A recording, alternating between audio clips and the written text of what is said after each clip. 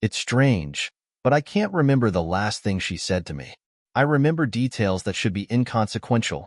The low hum of the refrigerator, the way she absently tucked a stray hair behind her ear as she poured her coffee, even how she paused in the doorway that morning, hesitating as if she had something on her mind. But I can't remember her last words. That was the day I realized my entire marriage was a carefully woven lie, that the woman I had loved for over a decade was a stranger. I didn't know it yet, but that morning was the start of a chain of events that would unravel everything. Our life, our home, even my faith in people. Looking back, I think I knew something was off long before I let myself acknowledge it. There were subtle signs, easy enough to dismiss as life's little inconveniences. The wrong names on receipts from her lunch dates, a faint smell of a different cologne lingering in her car, missed calls from unknown numbers. But I'm an engineer by trade. I deal in facts, data, numbers. Love is where I allowed myself the luxury of ignorance. I was so entrenched in her life, her habits, her personality, that the idea she could keep secrets from me seemed absurd. But she had, and not just small secrets. Alexandra, my wife, my best friend, had hidden a life from me. If you're expecting a neat, clean ending, you're going to be disappointed. This story has no bow to tie it up. There's no redemption, no satisfying answers. This is simply the truth, a jagged line of betrayal I followed down into the dark, each step revealing a new layer of deceit I didn't want to believe. I'd been married to Alexandra for 11 years. We were, to the outside world, the ideal couple. I was the guy who brought her coffee in bed on Sundays. She was the woman who laughed at all my dumb jokes and never forgot a birthday or anniversary. We had 2 kids, Lily and Ethan, a modest house in the suburbs, and friends who often said we were relationship goals. I almost started to believe it myself. Then, a few months ago, I discovered something that shattered the illusion. I found an email she had forgotten to log out of, something that wasn't work-related, something personal. It was to a man I'd never heard of. I don't know what kept me calm in that moment, but I read the message quietly, line by line, with an eerie detachment. It was mundane in a way, talking about their usual spot and asking if he was free that weekend. It was the kind of casual, comfortable exchange that comes only from routine. I didn't confront her right away. Part of me was stunned, yes, but another part of me was gripped by curiosity. How far did this go? Who was this man? Why had she done it? I felt like a stranger in my own life, watching from the outside as my wife carefully constructed an alternate reality. Instead of confronting her, I did something I'd never thought I would do.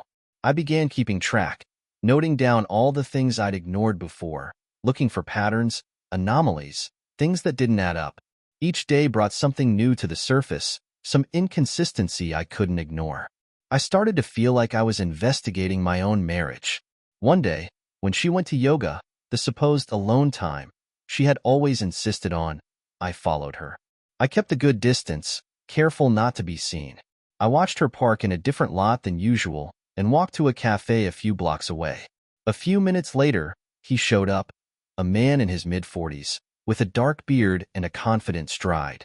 He sat down across from her, and I watched as she laughed, her face lighting up in a way I hadn't seen in years. My stomach twisted. I wanted to burst through the door, to make a scene, to demand an explanation. But I didn't. Instead, I forced myself to stay, to watch. And as I did, I felt the first pangs of something I hadn't expected. Fascination. Who was this man? What had she seen in him? I told myself I needed more information, more evidence before I acted. Over the next few weeks, I pieced together fragments of their conversations. She hadn't erased their messages from her phone. Maybe she thought I'd never check. She was careful to avoid saying his name, referring to him only as just a single letter, like he was a character in some twisted novel. They had a routine, a pattern. Every Thursday, they'd meet in a small hotel on the outskirts of town. She'd tell me she had an evening yoga class, and I'd take care of the kids. The worst part was how normal she acted around me. Every morning, she kissed me goodbye. Every night, she'd sit with me on the couch, watching TV, laughing at shows we both enjoyed. If I didn't know what I knew, I would have thought we were as happy as ever. Then, one evening, she left her phone on the kitchen counter when she went to bed. She must have been tired, careless. I picked it up, my heart pounding, and scrolled through her messages with a. It was nothing explicit, nothing dramatic. Just a long string of plans, inside jokes, and references to things I didn't understand. But one message stood out. Soon, she'd written. I think it'll be time soon. I couldn't breathe. Time for what? My mind raced through 1,000 possible meanings, each one worse than the last. Was she planning to leave me? Were they going to run away together? I was both sickened and intrigued. There was a part of me that didn't want to know, that wanted to burn her phone and pretend none of this was real. But another part of me needed to follow this to the bitter end, to understand why the woman I loved had turned into someone I couldn't recognize. I started noticing other things after that, little signs that, in hindsight, should have been obvious. She'd gotten a new perfume recently, something lighter, more floral. She said it was a gift from a friend, but I couldn't recall any friend who'd be so generous. There was also a new dress, one that she didn't wear around the house but which I found hanging in the back of her closet. I'd never seen her wear it, but I could imagine her in it, laughing, free from the restraints of our life together. One Saturday, I was out with Ethan and Lily when I got a call from my friend Mark. We'd known each other since college, and he was one of the few people who knew I'd been having doubts about Alexandra. You need to see this, he said, his voice low, tense. Check your email. When I opened the message, I saw a photo of Alexandra and, together, taken just a few blocks from our house. It was unmistakable, the way she looked at him, the familiarity in their posture. This wasn't some fling. This was someone she had a life with, someone she cared about deeply. I felt the ground shift beneath me. I was no longer just her husband. I was a bystander in my own marriage, watching as she gave away the love that was supposed to be ours. I confronted her that night, but I didn't accuse her outright. I wanted to see her reaction, to see if there was still a trace of guilt, a sliver of remorse. I asked her if there was someone else, someone who made her feel alive, who gave her something I couldn't. She laughed it off, brushing the question aside, telling me I was being paranoid. Her dismissal stung, but it gave me the clarity I needed. She wasn't going to admit anything. She'd buried her guilt so deep that even I couldn't reach it. From that moment on, I knew I had to take matters into my own hands. I didn't tell her I knew. Instead, I began planning my exit, gathering information, making preparations. I wanted her to see what she'd thrown away, to realize the life she'd lost. I wanted her to feel the weight of her betrayal, to understand the full extent of what she'd done. But before I could execute my plan, things took an unexpected turn. One night, after I'd put the kids to bed, I found an envelope on our doorstep. It was addressed to me, with no return address, but the handwriting was familiar. Inside, I found a single photo, Alexandra and, in an intimate embrace, standing in a place I recognized instantly, our bedroom. The shock was like a physical blow. They'd been in our home, in the very room where I had promised to love and cherish her. The betrayal was complete, undeniable, and absolute. I looked up at our house, the place where we had built a life, raised children, created memories, and in that moment, I knew that nothing would ever be the same again.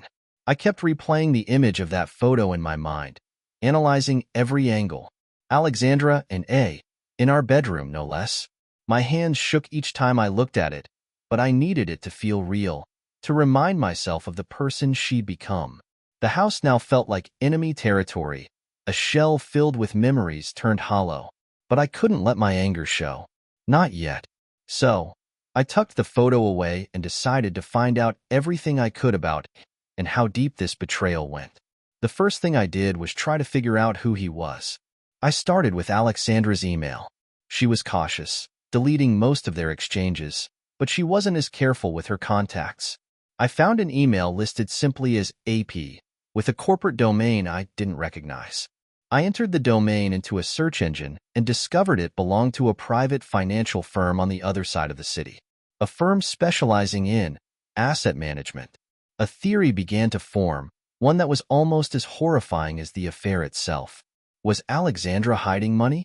Had she been siphoning funds from our joint accounts, or from somewhere else, with his help? This would be the perfect setup, her lover, her financial advisor. Perhaps I had been naive to believe that a simple affair was all there was to this. I knew I'd need some help on this front, so I turned to a friend of mine, Robert. We had met years back when he was doing cybersecurity consulting for my firm. He owed me a favor, and I knew he'd help me dig deeper. A few days later, Robert called. I think I found something you'll want to see. I tracked down this guy, AP, from the domain you gave me, he said, his voice cautious. His name's Andrew Pierce.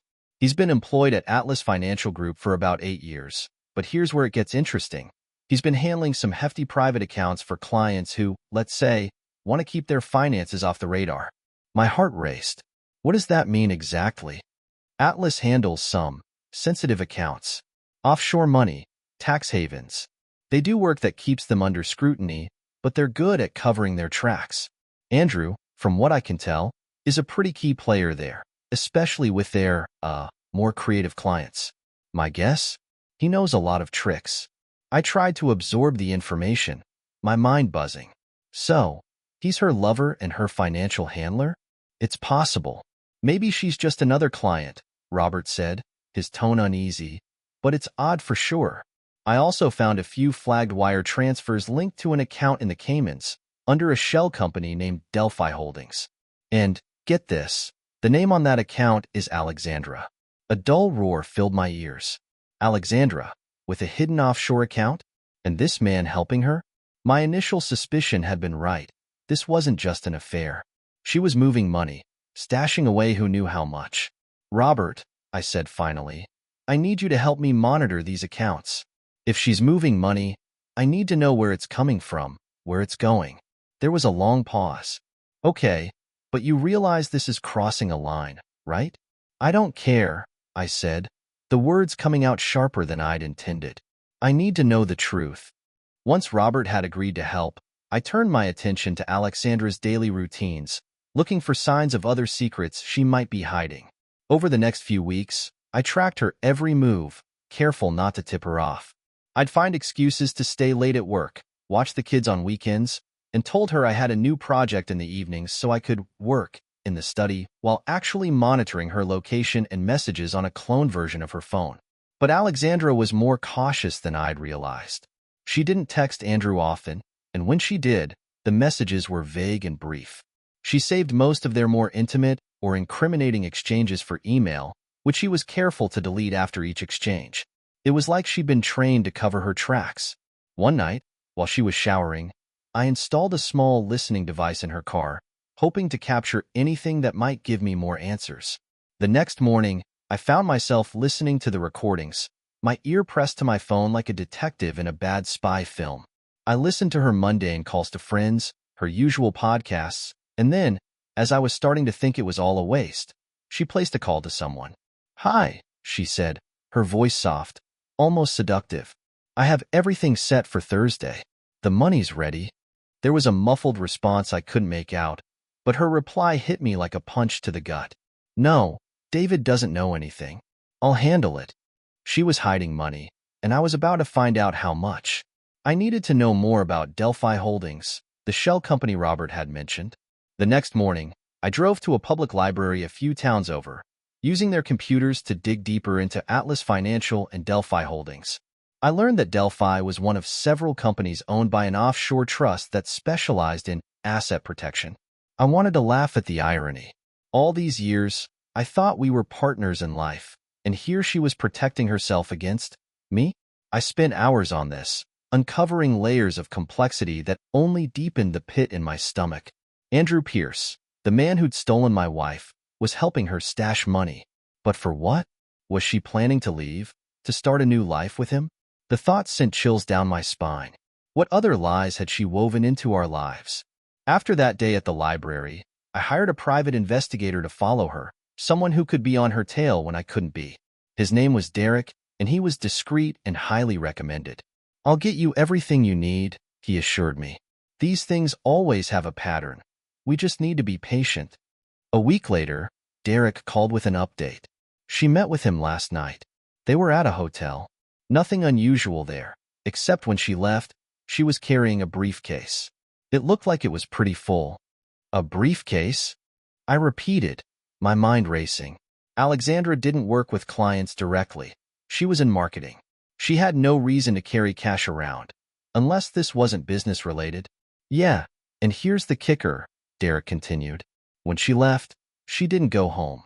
She went to a storage facility downtown, in the industrial area, rented a locker there. I gripped the phone so hard my knuckles turned white. A storage locker? My wife was hiding things in a storage locker? What in the world had she become? That night, I did something I never thought I'd do. I waited until she was asleep, then took her car keys, her ID, and drove out to that storage facility. The place was eerily silent at 1 a.m., the fluorescent lights casting an unnatural glow over rows of gray metal doors. I found her unit easily enough. It was in her name, after all. She hadn't even bothered hiding it under someone else's. Breaking into it was simpler than I expected. I'd done my research. A simple bump key, and a few minutes later, I was inside. My breath caught when I saw what she'd been hiding. There, stacked in neat rows, were boxes of documents, papers with financial details, some bearing the Atlas Financial logo. And near the back, I saw what I'd feared most: stacks of cash in bundles, wrapped in neat plastic. I picked up one of the boxes labeled Delphi Holdings and flipped through its contents. It was a dizzying array of statements, wire transfers, and receipts, all showing deposits and withdrawals from various accounts I'd never known existed. She had stashed a fortune here, likely taken from our savings, our investments, maybe even from accounts I didn't know she'd opened. And it wasn't just cash.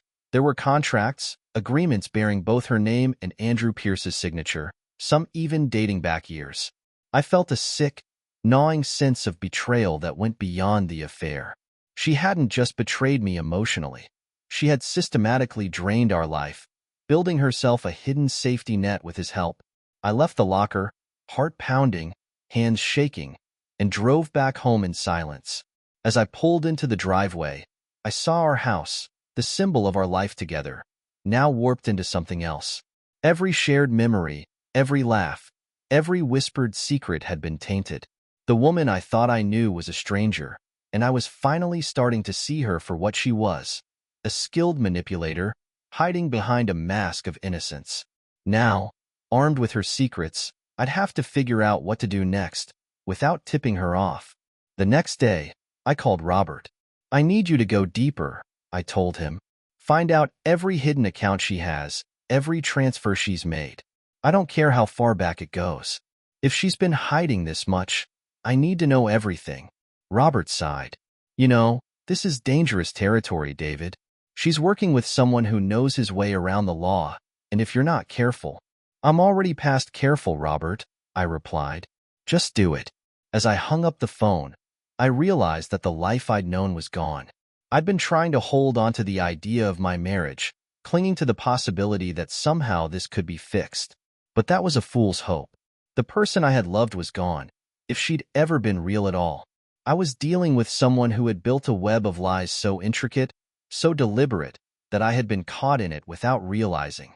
And now, with each secret I uncovered, I was edging closer to unraveling the whole thing. As the days passed, my sense of betrayal hardened into a cold, steely resolve. Alexandra hadn't just broken my heart. She had demolished every foundation of trust, loyalty, and love that we had built. I realized I wasn't just dealing with a cheating spouse.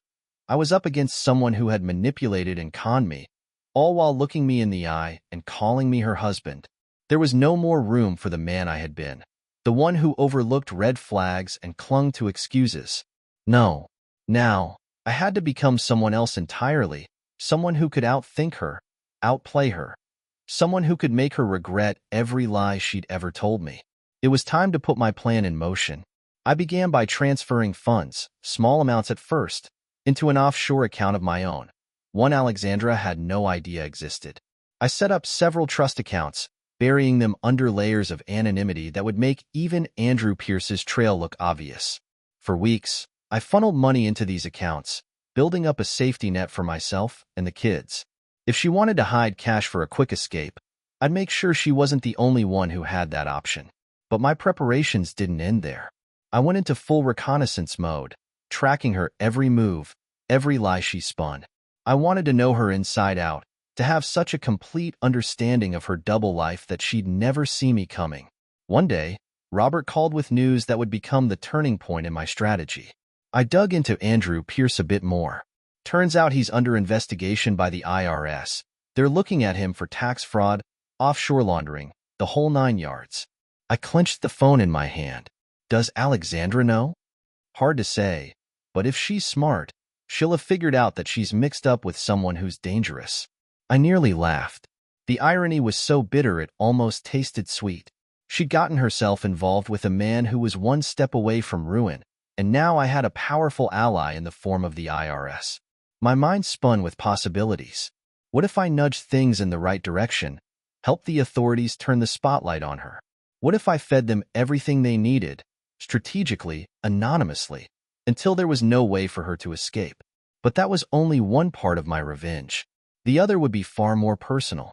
I wanted her to feel every ounce of pain she'd caused, every sleepless night, every moment of humiliation. I didn't just want to catch her off guard. I wanted her to unravel, to watch her perfect life crumble piece by piece, with me as the invisible hand pulling every thread. I knew I had to be patient. Over the next few weeks, I planted seeds of doubt around her, making her think she'd been slipping up. I'd leave little hints, a receipt on her dresser for a hotel I'd never taken her to, a note with Andrew's initials left by her phone charger. I watched her face as she discovered each one, the slight flare of her nostrils, the hesitation in her movements. She was good at hiding her guilt, but she wasn't perfect. And then came a twist I hadn't anticipated. Late one evening, as I was checking through her phone, I stumbled across an email exchange with Andrew. In it, he mentioned a deal they were planning, some final arrangement that he promised would take care of everything. My mind raced as I read the words over and over. What kind of arrangement? What had they been planning? It wasn't clear, but one line from Alexandra stood out. Once it's done, we can leave without looking back. The words sent chills down my spine. It was as if I were looking through a window into a life she'd been planning for herself. A life that didn't include me or the kids. A plan that could involve money, escape, maybe even something darker. I was now certain of one thing. Alexandra and Andrew were working on something big, something final. But what? I decided it was time to turn up the heat. With Robert's help, I set up anonymous tips to the IRS and FBI, dropping small pieces of information about Andrew's offshore dealings, just enough to point them in his direction. I wanted them to find enough smoke that they'd come looking for the fire themselves. Each tip was carefully designed to avoid pointing back at me, leaving breadcrumbs that would lead investigators straight to Andrew and, eventually, to Alexandra. Meanwhile, I continued my surveillance, and that's when I stumbled upon something that threw me. One afternoon, while she was out, I installed a camera in the garage. I wasn't expecting much. She rarely used the space, and it was mostly storage for family bikes, tools, and holiday decorations. But what I captured on that camera was a shock. It was a Thursday night, close to midnight, when she pulled into the garage and parked. She got out, glanced around nervously, and popped open the trunk. She pulled out a large, black duffel bag, and from the way she struggled to lift it, I could tell it was heavy. She opened it briefly, and though the footage wasn't entirely clear, I saw the unmistakable gleam of metal inside. Guns. I rewound the footage several times, trying to make sense of it. My mind raced through possibilities, each one more disturbing than the last. What was she doing with firearms? And why would she be keeping them in the house? The next day, I called Derek, my private investigator. I need you to check something for me. There's a storage facility downtown where Alexandra has been keeping some of her things. Find out what she's been storing there, and if possible, see if she's been making any large purchases recently, anything out of the ordinary. Derek didn't ask questions. He simply replied, "Consider it done." By now, I'd gathered enough to feel confident about the foundation of my plan. But I was still missing one critical piece: Alexandra's motive. The money, the guns, the secrecy. It was clear she was preparing for something big, but she'd been careful not to leave any hints. I needed to know what she was planning, how she intended to execute it, and more importantly, when. The answer came sooner than I expected. One evening, as I was poring over my usual documents, I found a new message from Andrew on her phone. They were meeting at their usual spot the next night, and he had specified a precise time. It was clear from the tone that this meeting was crucial, that something significant was about to happen. It was time for me to be there. The next night, I parked a block away from the hotel and watched from a distance as she walked inside, that same confident, secretive expression on her face. I waited for 5-10 minutes, and then slipped into the hotel, careful not to be seen. The receptionist barely glanced at me as I made my way to the stairs. Their room was on the 4th floor. I paused outside, my pulse racing, listening for voices. They were faint but distinct, Alexandra and Andrew, deep in conversation. I pulled a small recording device from my pocket, hoping to catch anything that might give me a clue. The conversation that filtered through was strained, tense. Alexandra was talking about money, asking if he'd made the final transfer. She sounded anxious, impatient. Then Andrew's voice came, low and frustrated. "Relax," he said. "After this, you'll have everything you need. But if you keep pushing, you're going to make a mistake. David might already be onto you." The mention of my name jolted me, but I stayed rooted in place, heart pounding. Alexandra scoffed. "He doesn't know a thing. Besides, once this is over, he'll be nothing but a distant memory. We've been planning this for too long to mess it up now." My stomach twisted. Her words weren't just chilling. They were a declaration. She intended to erase me from her life, to start fresh without the slightest hint of remorse. I pressed the recorder closer, determined to capture every word. And then, Andrew said something that turned my entire plan on its head. "I know you want to leave," he said, his tone slightly hesitant. "But what about the money David doesn't know about? The trust fund for the kids? Are you sure you want to risk everything just to be rid of him?" The trust fund. Alexandra and I had set it up years ago. Money saved for the kids' future. We'd agreed it would be off limits, that it was untouchable. But now, from the way Andrew was speaking, it seemed she'd been planning to siphon even that, to take the money we'd saved for our children and run off with it. She didn't even hesitate. "It's enough to keep us comfortable, Andrew. You're always so concerned about morals, but this is business. He'll recover. He can rebuild." I didn't need to hear more. I slipped down the hallway, out of the hotel, and into the night, my mind ablaze with fury and adrenaline. This wasn't just betrayal. It was theft, fraud, and an outright assault on our family. My children's future, the life we'd built together. All of it was nothing but collateral to her. I couldn't stop thinking about the trust fund, the money that was supposed to secure our kids' futures. That was her plan all along, to drain it, leave us with nothing, and disappear into the wind. It was more than I could stomach, more than I'd thought myself capable of tolerating. And yet, a strange calm settled over me as I returned home. I knew what I had to do. I would give her exactly what she wanted, a chance to walk away. But I would make sure she walked away with nothing. The groundwork was set, the pieces in place. Now, it was time to put everything I'd gathered to use. I would make her think she was winning, let her believe she'd outsmarted me, only to pull the rug out from under her at the very last second. And when that moment came, when the entire life she'd planned fell apart, I'd be there to watch every second of it. This was it, the final move. Everything I'd been working toward, every piece of evidence, every twisted thread of deception I'd pulled from the shadows, had led me here. Alexandra had wanted an escape, a way to sever our lives like they'd never even existed together. She'd been planning to leave with our money, erase our family's future to fund her new life, and disappear without a second thought. But what she didn't know was that the trap was already set, and she was walking right into it. I started by baiting her. Over the next week, I dropped hints, small signs that I was struggling, pretending to be distant, distracted, just as she'd hoped. I'd act anxious around her, purposely leaving financial statements half-hidden on my desk. To her, it must have looked like I was beginning to crack, that I was completely in the dark about her plans and barely holding it together. Then came the clincher. I casually mentioned to her that I'd be traveling out of town for a business conference, 2 days, 1 night, which would give her the opening she needed to make her final move. She could take the money from the trust fund and disappear, leaving behind only an empty home and shattered promises. As I expected, she played along, feigning support and care, almost like she was rooting for me to get away, to relax. She offered to take the kids to her mother's place for a fun weekend while I was gone, assuring me she'd take care of everything. Little did she know, she was walking into the last stage of her own demise. The day before I left, I made my preparations. I moved the trust fund money, the savings that should have been for our children, into a new account that only I could access, leaving just enough to make it look real on the statements. Then, I emptied our joint account, setting it up in a trust that only a judge could release back to her once this whole thing was over. And finally, I met with my lawyer and handed him every piece of evidence I'd collected.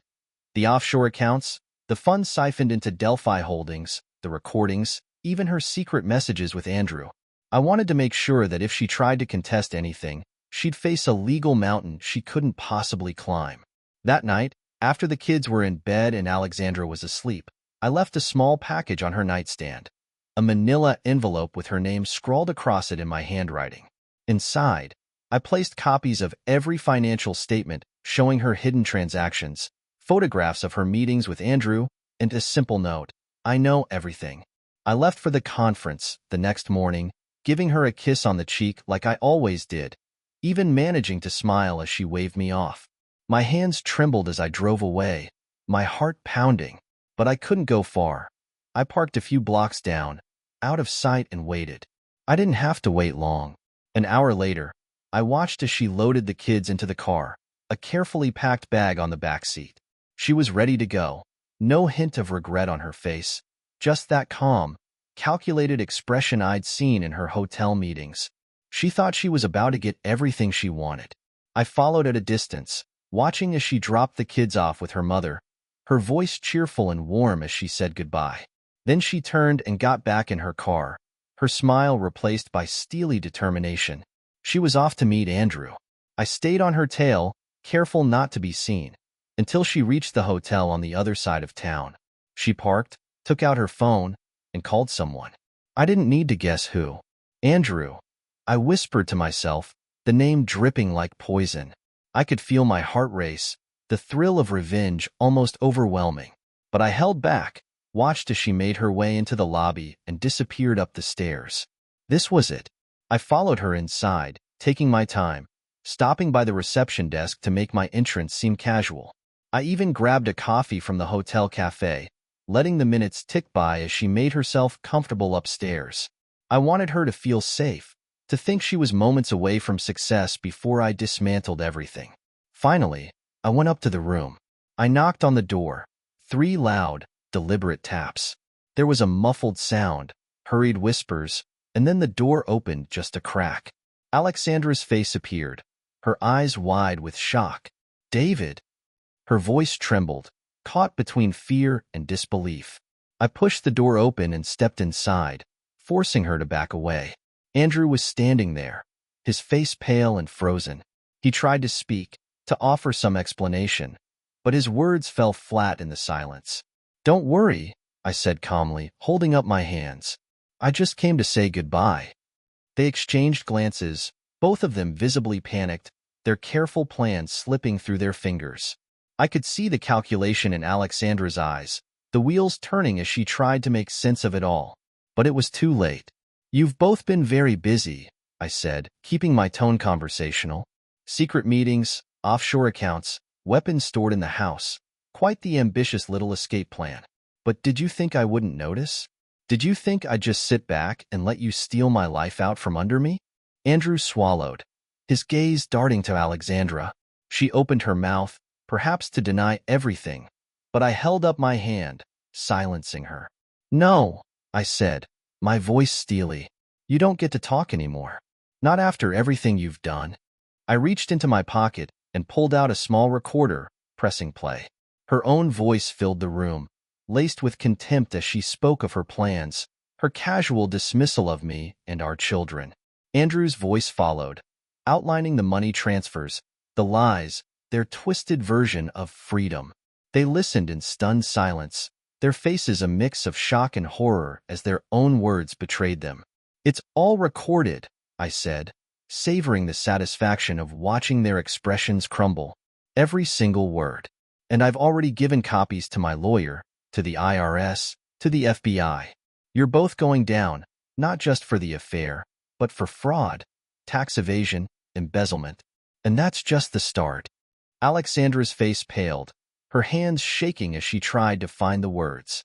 David, please. We can talk about this? There's nothing left to talk about, I replied coldly. The accounts are frozen. The trust fund? Moved.